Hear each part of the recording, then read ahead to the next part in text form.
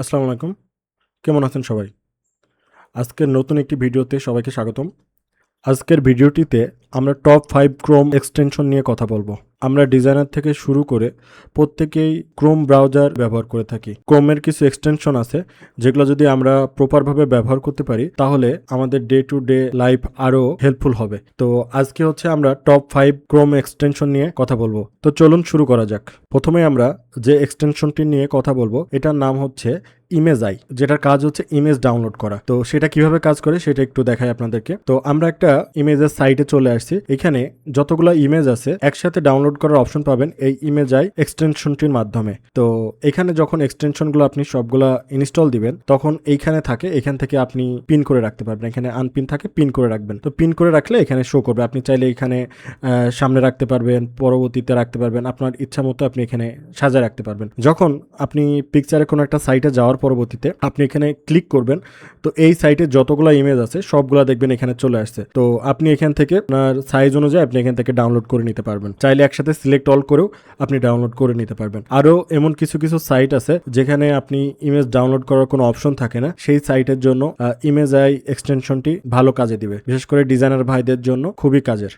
এরপরে যেই এক্সটেনশনটি নিয়ে কথা বলবো সেটির নাম হচ্ছে কালার জিলা। তো কালার জিলার কাজটা কি?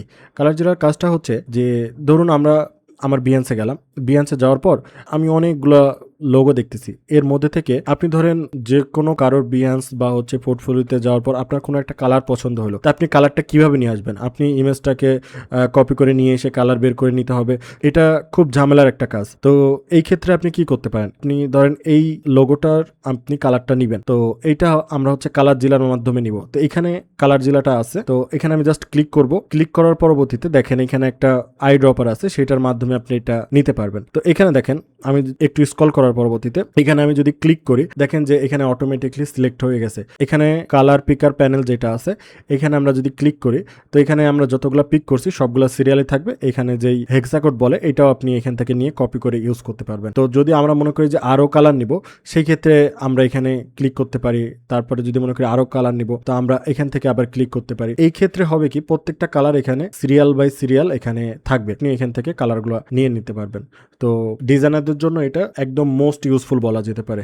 এর পরবর্তীতে যেটা নিয়ে আমরা কথা বলবো এই এক্সটেনশনটির নাম হচ্ছে ফন্ট নিনজা। তো নাম শুনেই আমরা বুঝতে পারছি এটার কাজ কি। তো এটার কাজ হচ্ছে যে কোনো ফন্টের নাম আমরা এটার মাধ্যমে বের করে ফেলতে পারবো। তো এটার জন্য আমি অ্যাপেলের সাইটটা বের করে রাখছি। তো অ্যাপেলের সাইটে কোন ফন্ট ইউজ করা হয়েছে আমরা কিন্তু জানি না। এখন এখানে আমি যদি ফন্ট নিনজাতে ক্লিক করি তো এখানে তারা অ্যানালাইজ করবে যে কি ফন্ট আছে। তো একটু সময় নেবে, একটু সময় নেওয়ার পরে সে বলে দিছে যে কোন জায়গায় কি ফন্ট আছে। দেখেন এখানে আমি যখন হোভার করছি মাউসটা নিয়ে তো এখানে দেখেন লেখা আছে SF Pro Display semibold, তারপরে কি লেখা আছে এসএফ প্রো ডিসপ্লে রেগুলার। এভাবে কিন্তু এই এক্সটেনশনটির মাধ্যমে আমরা যে কোনো সাইটের কি কি ফন্ট ইউজ করা হয়েছে সেটা আমরা বের করে ফেলতে পারি। এরপরে আমরা যেটা দেখব সেটার নাম হচ্ছে picture in picture for videos. তো এটার কাজটা কি?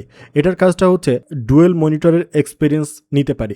যে আমরা যে কোনো ইউটিউবে বা কোনো জায়গায় ভিডিও দেখার সময় আমরা যখন প্লে করি, প্লে করা অবস্থায় আমরা যদি অন্য জায়গায় যাই সেই ক্ষেত্রে আমরা ভিডিওটি আর দেখতে পাই না। সেই ক্ষেত্রে আমরা জাস্ট এই পিকচার ইন পিকচারটাকে জাস্ট এইখানে একবার যদি ক্লিক করি তাহলে আমাদের এই ভিডিওটি এইখানে ছোট আকারে শো করবে, একদম ডুয়েল মনিটরের ফিল দিবে।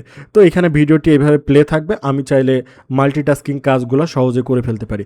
তো আমি এখানে যে কোনো এক জায়গায় ভিজিট করতেছি কোনো একটা সাইটে, কিন্তু এখানে ভিডিওটি চলছে। আমরা ডুয়েল মনিটরের ফিল নিতে পারি এই picture in picture for videos এই এক্সটেনশনটির মাধ্যমে। তো এখানে আপনার যখন ভিডিও চলবে তখন আপনি এই ভিডিওটিতে এখানে আপনি চাইলে পজ করে রাখতে পারবেন, চাইলে হচ্ছে আর একটু 10 সেকেন্ড পরে দিতে পারবেন, এখানে আপনি চাইলে টেনে দিতে পারবেন। তো ইচ্ছা মতো আপনি এটা ব্যবহার করতে পারবেন, আবার ক্রস করে কেটেও দিতে পারবেন। এর পরবর্তীতে যে এক্সটেনশনটি নিয়ে আমরা কথা বলবো সেটার নাম হচ্ছে মোমেন্টাম। তো মোমেন্টামের কাজটা কি? আমরা যখন ক্রোম ব্রাউজার ওপেন করি তখন আমাদের চিরচেনা একটা থিমই সবার সামনে চলে আসে, বাট মোমেন্টামের মাধ্যমে হয় কি যখন আমরা একটা নিউ ট্যাবে ওপেন করি বা ক্রোম ব্রাউজার ওপেন করি তখন হচ্ছে এইরকম একটা ইন্টারফেস আপনার সামনে চলে আসবে। সেখানে আপনি টাইম দেখতে পারবেন, এরপরে হচ্ছে আপনার আজকে আজকের কি গোল সেটা আপনি এখানে লিখে রাখতে পারবেন। তারপরে আপনার জন্য এক ইন্সপিরেশনাল কোড থাকবে, আপনি এখানে টাস্ক অ্যাড করতে পারবেন। তারপর এখানে ফোকাস মোডটা অন করে রাখতে পারবেন। এখানে আপনি ফোকাস মোড যখন অন করবেন এখানে আপনাকে 25 মিনিটের একটা টাইমার অন হবে, তারপর আপনি 5 মিনিটের একটা ব্রেক নিতে পারবেন। এছাড়াও আরো অনেক ফিচার আপনি এখান থেকে পেয়ে যাবেন। তো এখানে আমরা আজকে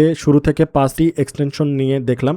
ফার্স্ট এটা ছিল হচ্ছে ইমেজাই, তারপরে ছিল কালার জিলা, তারপরে ছিল হচ্ছে ফন্ট নিনজা, তারপরে হচ্ছে পিকচার ইন পিকচার, তারপরে হচ্ছে যেটা মোমেন্টাম। আজকের ভিডিওটি কেমন লাগলো সেটা আপনারা কমেন্টে জানাবেন।